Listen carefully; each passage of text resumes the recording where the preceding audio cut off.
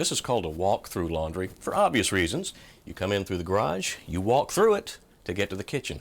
Now that means it's very convenient, easy access, but there's some disadvantages too, because this is a major traffic artery.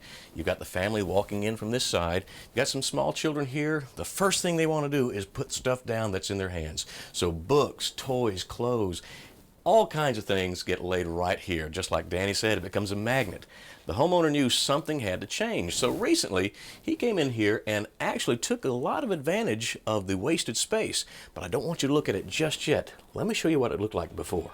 The laundry wasn't a huge mess, but it certainly didn't make full use of the space available. In fact, the laundry basket caddy was a great idea, but it just didn't handle enough baskets for this family.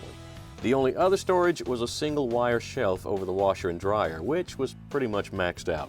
So for starters, everything had to go, just like Lisa's closet. But in this case, the homeowner, Scott, was taking on the work himself. It became obvious how overloaded the wire shelf was when he took it out, so the new stuff would have to be sturdy. Scott chose medium density fiberboard for his shelving, and he began by ripping it down into 16 and 12-inch widths on a table saw. Then he laid out the locations for the cleats that would support the shelves and marked the studs. Now to speed up the work, he coated all of the materials with primer and the first coat of paint before cutting them to length and installing them in the laundry. 1x4 cleats connect all of the door casings so the upper shelf can run all the way around the room just above the door height. To replace the laundry basket caddy he removed, Scott planned a unit to run all the way from the floor up to this overhead shelf. 1x2 cleats divide it into 6 equal sections, which were transferred to the wall once it was in place.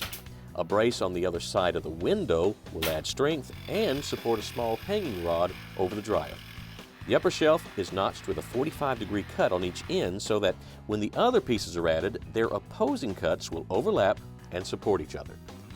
Opposite the washer and dryer, a narrow set of shelves uses what little space is left between the two doors when they're open.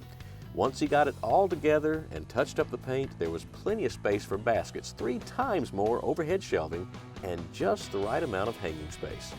Plus, the new shelf between the doors turned out to be the perfect size for detergents, bleaches, and other laundry products. The cleats behind the doors even created some great opportunities to hang brooms and mops.